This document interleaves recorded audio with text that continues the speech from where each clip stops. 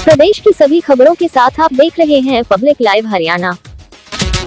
तोशाम से विधायिका किरण चौधरी ने उपस्थित जनसमूह को संबोधित करते हुए कहा कि इस सरकार ने आमजन का जीना मुहाल कर दिया है। परिवार पहचान पत्र इस सरकार ने ऐसा बना दिया कि इसमें घर की बिल्ली कुत्ते भी दर्ज होंगे। इस दौरान किरण चौधरी ने पत्रकारों से बातचीत करते हुए जींद से भाजपा विधायक के विवादित बयान के सवाल के जवाब में कहा कि भाजपा के विधायकों के बयान जनता को भड़काने वाले हैं।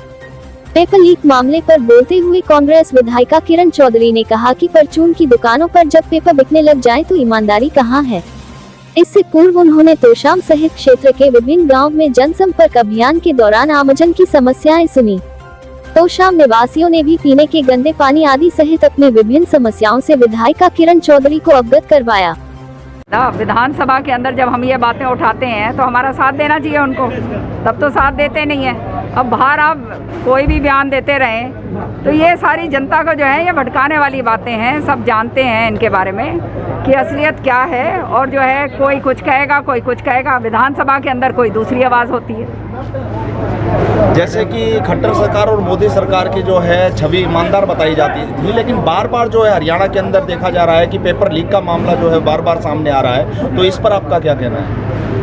मैंने तो विधानसभा में बड़े स्पष्ट रूप से सारी बात रखी थी सदन पटल पे कि 2 दर्जन से ज़्यादा जो है पर्चे जो हैं लीक हुए हैं, और परचून की दुकानों के ऊपर जब पर्चे बिकने शुरू हो जाते हैं तो फिर देश की सरकार का रह क्या गया।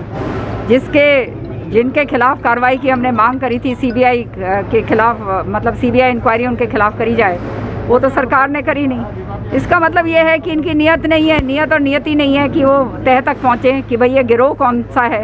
अब बच्चे मेहनत करें, इतनी उनकी मेंटल प्रताड़ना उनकी अलग हो, पैसे अलग हो जाएं, और फिर उनके साथ ये हालात हो कि इस तरह से जो हैं परचून की दुकानों के ऊपर अगर पर्चे बिकें तो फिर रह क्या गया इस सरकार का? कुछ भी नहीं रहा।